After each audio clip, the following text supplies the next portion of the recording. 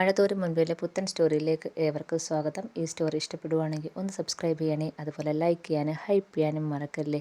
അങ്ങനെ അലീന മനുവിനെ വിളിച്ച് കുളത്തൂപ്പുഴയിലെ വിവരങ്ങളെല്ലാം പറയുന്നുണ്ട്. ഞാനും കേണൽ സാബും കൂടെ ഒരുമിച്ച് പോകുന്ന തോന്നുന്നില്ല എന്ന് അലീന പറയുന്നുണ്ട്. നീ എന്താ നിൻ്റെ പപ്പയായിട്ട് വഴക്കിടാൻ നിൽക്കുകയാണോ എന്ന് മനു ചോദിക്കുന്നുണ്ട്. ഇവിടെ പാവമായിട്ടിരുന്ന നിന്നെ കൊണ്ട് അതിനൊക്കെ പറ്റുമോ എന്ന് അലീനടുത്ത് ചോദിക്കുന്നുണ്ട്. അത് സാഹചര്യമല്ലേ മനുഷ്യനെ മാറ്റിമറിക്കുന്നത്. ഇവിടെ വന്നപ്പോൾ പപ്പയുടെ ഓരോ ശീലങ്ങൾ അതെനിക്ക് ഇഷ്ടപ്പെടുന്നില്ല. അതിന് എനിക്ക് പ്രതികരിച്ചേ പറ്റൂ. ഞാൻ പ്രതികരിക്കുന്നത് പപ്പയ്ക്ക് ഇഷ്ടമല്ല. പപ്പ എല്ലാ ഓർഡറും നടത്തും. അതൊക്കെ ബാക്കിയുള്ളവരനുസരിച്ചോണം. അതാണ് പപ്പയുടെ ശീലം. ഇവിടെ ആകപ്പാടെ എനിക്ക് ആശ്വാസമുള്ളത് വല്യപ്പിച്ച മാത്രമുള്ളതെന്ന് പറയണം. അപ്പം മനു പറയുന്നുണ്ട്, ആകപ്പാടെ പ്രശ്നമാണോ, നിനക്കവിടെ പിടിച്ച് നിൽക്കാൻ വയ്യായോ എന്നൊക്കെ ചോദിക്കുന്നുണ്ട്. അപ്പോൾ അലീന പറയുന്നുണ്ട്, ആദ്യം ഇവിടുന്ന് അങ്ങ് ഓടിപ്പോയാൽ മതി എന്നൊക്കെ വിചാരിച്ചേക്കുന്നത്. പക്ഷേ ഇനി അത്ര പെട്ടെന്നൊന്നും ഞാൻ ഇവിടുന്ന് പോകാൻ തീരുമാനിച്ചിട്ടില്ല. അപ്പം മനു ചോദിക്കുന്നുണ്ട്, ഇറക്കി വിട്ടാൽ എന്തോ ചെയ്യും? അങ്ങനെ ഇറക്കി വിട്ടാലും ഞാൻ പോകാൻ തീരുമാനിച്ചിട്ടില്ല എന്ന് അലീന മനുവിനോട് പറയുന്നുണ്ട്. ഞാൻ ഇവിടെ ഒന്നും ചെയ്യേണ്ടെന്നാണ് പപ്പയുടെ ഓർഡർ. ഒന്നും ചെയ്യാതെ ഇവിടെ അടങ്ങി ഒതുങ്ങിയിരിക്കണം, അതാണ് പപ്പയുടെ ഓർഡർ. ടി വിയും കണ്ട് ആഹാരവും കഴിച്ച് ഇവിടെ അടങ്ങിയിരിക്കണമെന്നാണ് പപ്പയുടെ ഓർഡർ. അപ്പം മനു പറയുന്നുണ്ട്, അത് നടക്കുന്ന കാര്യമില്ലല്ലോ. ഒരു വീട്ടിലെ കാര്യങ്ങൾ മൊത്തം ചെയ്തുകൊണ്ടിരുന്ന് നീ അത് നിന്നെക്കൊണ്ട് പറ്റുമോ എന്ന് മനു ചോദിക്കുന്നുണ്ട്. അതെങ്ങാണ് എന്നെക്കൊണ്ട് പറ്റുമോ മനുവേട്ടാ? ഇങ്ങനെ വെറുതെ ഇരുന്ന് തുരുമ്പെടുക്കാൻ എന്നെക്കൊണ്ട് പറ്റത്തില്ല എന്ന് അലീന പറയുന്നുണ്ട്. പിന്നെ ഇവിടെ ആകപ്പാടെ എല്ലാവരും പപ്പയെ ചതിക്കുകയാണ്. പക്ഷേ പപ്പയ്ക്ക് അതൊന്നും അറിയേണ്ട കാര്യമില്ല. ഇവിടെ എന്തൊക്കെ നഷ്ടങ്ങളാണ് ഉണ്ടാക്കുന്നതെന്ന് മനുവേട്ടന് അറിയാവോ? ആ കിച്ചണിൽ നടക്കുന്ന കള്ളത്തരങ്ങൾ കൈയോടെ ഞാൻ പൊക്കിയതാണ്. പക്ഷേ ജോലിക്കാരെ വിട്ടുകളയാൻ പപ്പയ്ക്ക് വയ്യ. പപ്പയ്ക്കാണെങ്കിൽ നമ്മൾ ചെന്ന് എന്തെങ്കിലും അവരുടെ കുറ്റം പറഞ്ഞു കഴിഞ്ഞാൽ പപ്പയ്ക്കത് ഇഷ്ടപ്പെടത്തില്ല.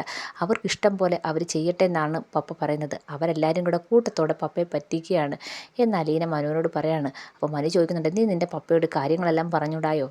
അപ്പം പപ്പയ്ക്ക് മനസ്സിലാവത്തില്ലയോ എന്ന് ചോദിക്കുന്നുണ്ട്. ഇത് കേൾക്കുമ്പോൾ അലീന പറയുന്നുണ്ട്, ഞാൻ പറയുന്നുണ്ട്, പക്ഷേ പപ്പയ്ക്ക് അതൊന്നും വല്ല മനസ്സിലാവുന്നുണ്ടോ? പപ്പ പറയുന്നത് കിച്ചണിൽ കയറേണ്ട, അവിടുത്തെ കാര്യങ്ങളൊന്നും നീ നോക്കണ്ട, അവരെന്താന്ന് വെച്ചാൽ ചെയ്യട്ടെ എന്നൊക്കെയാണ് പപ്പ പറയുന്നത്. അവർക്കങ്ങ് കിച്ചൺ വിട്ടുകൊടുക്കാനാണ് പപ്പ പറയുന്നത്. അപ്പോൾ മനു ചോദിക്കുന്നുണ്ട്, ആകപ്പാടെ പ്രശ്നമാണ്, ഞാൻ അങ്ങോട്ട് വരണോ? ഞാൻ അങ്ങോട്ട് വന്ന് നിന്നെ ഇങ്ങ് കൊണ്ടുപോരട്ടെ എന്ന് ചോദിക്കുന്നുണ്ട്. അപ്പം അലീന തിരിച്ചു ചോദിക്കുന്നുണ്ട്, എങ്ങനെ? അത് ഒരു താലിച്ചരടും മിന്നും പിന്നെ ഒരു പുടവയും മതി. നിന്നെ കല്യാണം കഴിച്ച് ഞാൻ ഇങ്ങ് കൊണ്ടുപോകുന്നോളം ആർക്കും ഒരു പ്രശ്നം ഉണ്ടാവത്തില്ല എന്ന് അലീനയോട് മനു പറയുന്നുണ്ട്. ഇത് കേൾക്കുമ്പം അലീന ചിരിക്കുന്നുണ്ട്. എന്തൊക്കെയാണ് മനുവേട്ടൻ പറയുന്നത്? ഞാൻ പറഞ്ഞ മനസ്സിലായില്ലേ? ഞാൻ വന്ന് നിന്നെ കല്യാണം കഴിച്ചിട്ടുണ്ടെങ്കിൽ പോരാന്ന്. അപ്പോൾ നിൻ്റെ പപ്പയ്ക്കും നിൻ്റെ വൈജ മേഡത്തിനും ആർക്കും ഒരു പ്രശ്നമില്ല. ഒന്ന് പോ മനുവേട്ടൻ. മനുവേട്ടൻ എന്തൊക്കെയാണ് പറയുന്നത് എന്ന് അലീന ഒരു ചിരിച്ചുകൊണ്ട് ചോദിക്കുകയാണ്. അപ്പോൾ മനു പറയാണ്, ഞാൻ എൻ്റെ ആഗ്രഹം പറഞ്ഞത്, ഞാൻ റെഡിയാണെന്ന് മനു പറയുന്നുണ്ട്. നിൻ്റെ ഒരു സമ്മതം മാത്രം മതി എന്ന് പറയുന്നുണ്ട്. അപ്പോൾ അലീന പറയാണ്, ഇപ്പം ആ സമ്മതം ഇല്ല. എന്നിട്ട് അലീന ചോദിക്കുന്നുണ്ട്, മനുവേട്ട കടപ്പാട്ടൂർ മനുവേട്ടൻ പോയോ? അച്ഛനെ കണ്ടായിരുന്നോ? അവിടെ എന്തൊക്കെയുണ്ട് കാര്യങ്ങൾ വല്ല അറിയുന്നുണ്ടോ എന്ന് ചോദിക്കുന്നുണ്ട്. അപ്പം മനു പറയുന്നുണ്ട്, ഞാൻ അങ്ങോട്ട് പോയില്ല, കുറച്ച് ദിവസമായി പോയിട്ട്. അങ്കിളിനെ ഇടയ്ക്ക് വിളിക്കാറുണ്ട്. അവിടെ വേറെ പ്രശ്നമൊന്നുമില്ല. വൈജ മാഡം അവിടെ ഭരണമൊക്കെ ഏറ്റെടുത്ത് നടത്തുന്നുണ്ടെന്ന ബബിതയും കൃഷ്ണയൊക്കെ പറഞ്ഞറിഞ്ഞെന്ന് മനു പറയുന്നുണ്ട്. എന്തായാലും മനുവേട്ടൻ അങ്ങോട്ടൊന്ന് പോണേ. അവിടെ എല്ലാവരും ആയിട്ട് ഫോണിലൊക്കെ സംസാരിക്കാറുണ്ട്. എന്നാലും മനുവേട്ടൻ നേരിട്ടൊന്ന് ചെന്ന് അന്വേഷിക്കണം. അച്ഛൻ്റെ അവസ്ഥ ഇപ്പോൾ എങ്ങനെയാണെന്ന് അറിയാൻ വയ്യ. ആരോഗ്യമൊക്കെ നോക്കുന്നുണ്ടോ, അതോ മാഡമായിട്ട് വഴക്കിട്ട് മരുന്നൊന്നും കഴിക്കാതെ നടക്കുകയാണോ, ഒന്നും അറിയാൻ വയ്യ. എന്തായാലും മനുവേട്ടനൊന്ന് അച്ഛനെ പോയി നോക്കണം എന്ന് പറയുന്നുണ്ട്. അപ്പോൾ മനു പറയുന്നുണ്ട്, നീ വിഷമിക്കേണ്ട, നാളെ തന്നെ ഞാൻ കടപ്പാട്ടൂർ പോയി അവിടുത്തെ കാര്യങ്ങളെല്ലാം നേരിട്ട് അന്വേഷിക്കുന്നുണ്ടെന്ന് മനു വാക്ക് കൊടുക്കുന്നുണ്ട്. എന്നിട്ട് മനു പറയുന്നുണ്ട്, ശരിയെന്നാൽ ഞാൻ വെക്കുക. ഞാൻ പറഞ്ഞത് മറക്കണ്ട, എന്തെങ്കിലും പ്രശ്നം ഉണ്ടെങ്കിൽ എന്നെ വിളിച്ചാൽ മതി, ഞാൻ അന്നേരേ വന്ന് നിന്നെ ഇങ്ങ് കൊണ്ടുപോകുന്നോളാം എന്ന് മനു പറയുന്നുണ്ട്. ശരി എന്നാൽ അങ്ങനെ ആയിക്കോട്ടെ എന്നും പറഞ്ഞ് അലീനയും ഫോൺ വെക്കുന്നുണ്ട്. അതിനുശേഷം രണ്ടുപേരും ഓരോന്നാലോചിച്ച് ഇങ്ങനെ ചിരിക്കുകയാണ്. അതിനുശേഷം ഔതക്കുട്ടിയാണെങ്കിൽ സ്റ്റാൻലി അടുത്തേക്ക് വരുന്നുണ്ട്.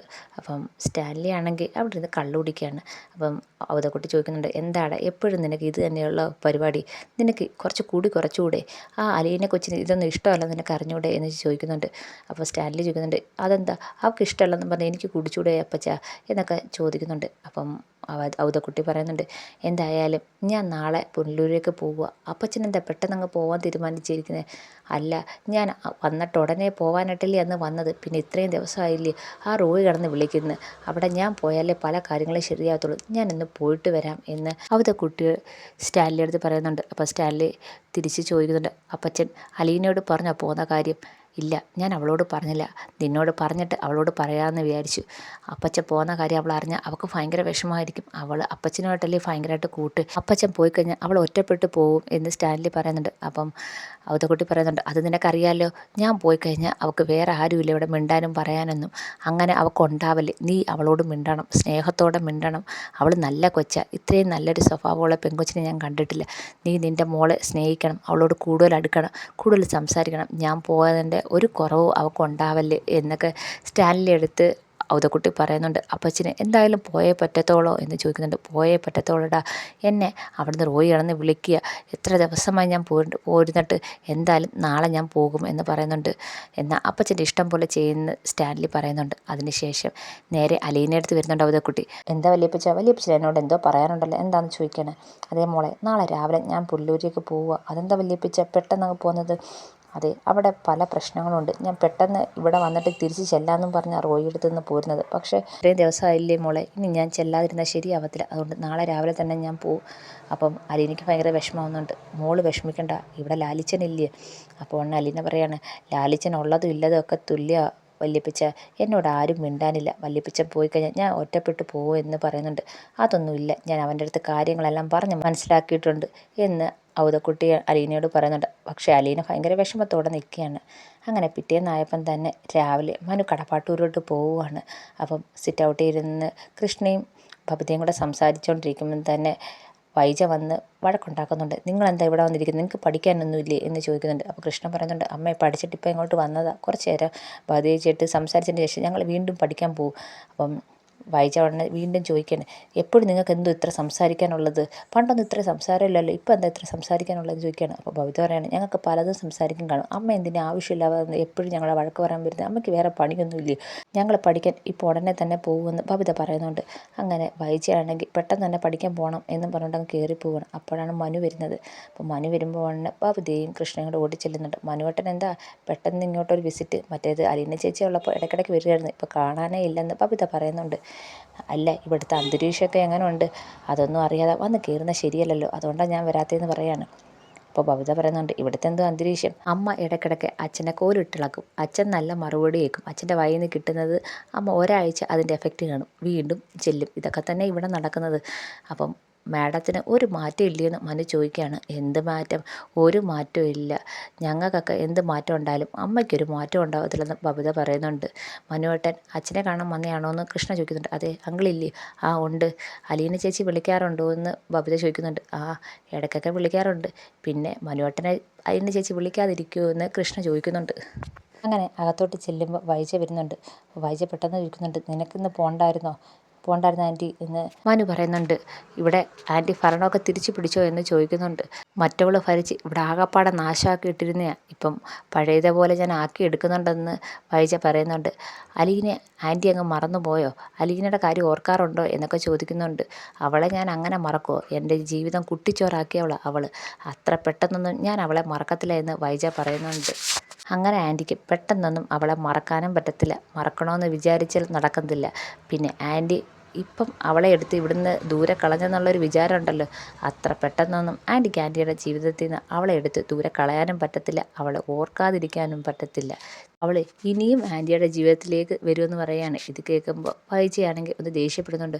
ആ നാശത്തെ ഇനി ആരിവിടെ കയറ്റും? അവളിവിടെ വന്നു കഴിഞ്ഞാൽ അവളെ ചൂല് കൊണ്ട് അടിച്ചിറക്കും എന്ന് പറയുന്നുണ്ട്. ആൻറ്റി പറഞ്ഞിട്ട് പോലും ആൻറ്റിയുടെ മക്കളിപ്പോൾ അനുസരിക്കുന്നുണ്ടോ എന്ന് ചോദിക്കുകയാണ്. അപ്പം അത് എനിക്കറിയാം, അവൾ പഠിപ്പിച്ചിട്ട് പോയതാണ്, എനിക്കെതിരെ തിരിച്ചിട്ട് അവൾ പോയെന്ന് വൈജ പറയുന്നുണ്ട്. നിങ്ങളുടെ മക്കളും ആങ്ങളമാരും അമ്മയൊക്കെ നിങ്ങൾ പറഞ്ഞിട്ട് എന്തെങ്കിലും അനുസരിക്കാറുണ്ടോ? നിങ്ങൾ പറയുന്ന എന്തെങ്കിലും കേൾക്കാറുണ്ടോ? അതെന്താണെന്ന് നിങ്ങൾ എപ്പോഴെങ്കിലും ചിന്തിച്ചിട്ടുണ്ടോ എന്ന് ചോദിക്കുകയാണ്. അപ്പം മനുവിൻ്റെ സംസാരവും ഭാഷയൊക്കെ മാറി നിൽക്കുമ്പോൾ വൈജയൊന്ന് ഞെട്ടുന്നുണ്ട്. അതെന്താടാ നീ അങ്ങനെ പറഞ്ഞത്? നിങ്ങളുടെ പാസ്റ്റ് അവർക്ക് നന്നായിട്ടറിയാം. അപ്പോൾ വൈജയത് ഞെട്ടുന്നുണ്ട്. എന്നാലും ആ ഞെട്ടലൊന്നും കാണിക്കാതെ പറയുന്നുണ്ട്, എന്ത് പാസ്റ്റ്? എൻ്റെ എന്ത് പാസ്റ്റ് അറിയാവുന്നേ? മനു പറയുന്നുണ്ട്, എന്നെ കൊണ്ടൊന്നും പറയാതിരിപ്പിക്കുന്നതാണ് നല്ലത് എന്ന് മനു പറയുമ്പം വൈജ ചോദിക്കുന്നുണ്ട്, നീ തന്നെ പറയണം, നീ വലിയ ബുദ്ധിമാനല്ലേ, നീ തന്നെ പറയണമെന്ന് പറയുകയാണ്. ഇത് കേൾക്കുമ്പോൾ മനു പറയുന്നുണ്ട്, നിങ്ങൾക്ക് ഇത്രയായിട്ട് ഒരു ബോധം ഇല്ലയോ? നിങ്ങൾ പറയുന്ന ഇപ്പോൾ ആരെങ്കിലും അനുസരിക്കാറുണ്ടോ? അപ്പം അത് എന്തുകൊണ്ടാണെന്ന് പോലും നിങ്ങൾക്ക് ചിന്തിക്കാൻ വയ്യ. അപ്പം നിങ്ങളുടെ കയ്യിൽ എന്തൊക്കെയോ കുഴപ്പങ്ങളുണ്ട്, അത് അവർക്കറിയാം, അതുകൊണ്ടാണ് ഇങ്ങനെയൊക്കെ സംഭവിക്കുന്നതെന്ന് ചിന്തിക്കാൻ പോലും നിങ്ങൾക്ക് ബുദ്ധിയില്ലയോ എന്ന് മനു ചോദിക്കുകയാണ്. അതുകൊണ്ട് എന്നെക്കൊണ്ട് കൂടുതൽ പറയിപ്പിക്കണ്ട എന്നും പറഞ്ഞ് മനു ദേഷ്യമൊക്കെ പോവുകയാണ്. വൈജ അടി കിട്ടിയ പോലെ ഇങ്ങനെ നിൽക്കുകയാണ്. എന്ത് പറയണം എന്ത് ചെയ്യണം എന്നറിയാതെ ഇങ്ങനെ നിൽക്കുകയാണ്, ഇങ്ങനെ ആലോചിക്കുകയാണ്. അപ്പം എൻ്റെ രഹസ്യങ്ങളെല്ലാം എല്ലാവർക്കും അറിയാവുന്ന ഒരു സംശയത്തിലിങ്ങനെ വൈജ നിൽക്കുകയാണ്. ഈ സമയത്ത് കുളത്തൂപ്പുഴയിലാണെങ്കിൽ വല്യപ്പച്ചൻ പുനലൂരിലേക്ക് രാവിലെ തന്നെ പോകാൻ ഇറങ്ങുകയാണ്. അപ്പോൾ അലീനെ പിടിച്ചുകൊണ്ട് കാറിൻ്റെ അടുത്തേക്ക് വരികയാണ്. അപ്പം അലീന പറയുന്നുണ്ട്, വല്യപ്പച്ചൻ പോയി കഴിഞ്ഞാൽ ഇവിടെ ഒറ്റയ്ക്കാവുന്ന ഞാനാ, ഇപ്പം വല്യപ്പച്ചന് പോകേണ്ട കാര്യമുണ്ടോ? അപ്പം പറയുന്നുണ്ട് വല്യപ്പച്ചൻ, പോയേ പറ്റും മോളെ, എനിക്ക് പോകാതിരിക്കാൻ പറ്റത്തില്ല, പോയിട്ട് എത്രയും പെട്ടെന്ന് ഞാൻ തിരിച്ചു വരും, നീ വിഷമിക്കണ്ട. ഇവിടെ വല്യപ്പച്ചൻ പോയി കഴിഞ്ഞാൽ പിന്നെ എനിക്ക് ആരുമില്ല കൂട്ട്, അറിയാലോ ഇവിടെ കേണൽ സാബും ഞാൻ തമ്മിൽ അടിയാണെന്നുള്ള കാര്യം വല്യപ്പച്ചൻ അറിയാലോ. അപ്പം ഔതക്കുട്ടി പറയുന്നുണ്ട്, നീയേ അവനോട് വഴക്കിടാനൊന്നും പോണ്ട, അവന് നിന്നോട് ഭയങ്കര സ്നേഹം, അത് പുറത്ത് കാണിക്കാൻ അറിയത്തില്ല, നീ അവനോട് സ്നേഹിച്ചൊക്കെ നിൽക്കണം, കൂടുതൽ പ്രശ്നങ്ങളൊന്നും ഉണ്ടാക്കല്ലേ എന്ന് പറയാണ്. പിന്നെ ഒരു കാര്യം, ഇവിടെ ബാക്കി പലരും നിനക്കെതിരാണ്, അതുകൊണ്ട് നീ സൂക്ഷിക്കണം. ഞാൻ പോയി കഴിഞ്ഞാൽ പിന്നെ നീ ഒറ്റയ്ക്കേ ഉള്ളൂ, പല പ്രശ്നങ്ങളും നിന്നെ തേടിയെത്താം, നീ അതൊക്കെ കൈകാര്യം ചെയ്യണം, ബുദ്ധിയോടെ ആലോചിച്ച് കൈകാര്യം ചെയ്യണം എന്ന് പറയാൻ. അതേപോലെ ലാലിച്ചനായിട്ട് വഴക്കിടാനൊന്നും പോകണ്ട. അപ്പം അലീന പറയുന്നുണ്ട്, ആ വല്യപ്പച്ചൻ വിഷമിക്കണ്ട, ഞാൻ ഒന്നിനും പോകത്തില്ല, വല്യപ്പച്ചനെ പോയിട്ട് സന്തോഷമായിട്ട് തിരിച്ചു വരാൻ പറഞ്ഞുകൊണ്ട് അലീന ഔതക്കുട്ടിയെ യാത്രയാക്കിയാണ്. അങ്ങനെ അവതക്കുട്ടിയും കൂടെ അവിടുന്ന് പോകുന്ന കാണുമ്പം അതിൻ്റെ അപ്പനും പൗലോസിനൊക്കെ സന്തോഷമാവുകയാണ്. അവതക്കുട്ടി പോവുകയാണെങ്കിൽ പിന്നെ അലീന ഒറ്റയ്ക്കാണ്. അപ്പം അലീന ഒറ്റയ്ക്കാണെങ്കിൽ അവരോട് ഫൈറ്റ് ചെയ്യാൻ അത്ര ധൈര്യം കിട്ടത്തില്ല എന്നവർ വിചാരിച്ച് ഭയങ്കര സന്തോഷത്തോടെ നിൽക്കുകയാണ്.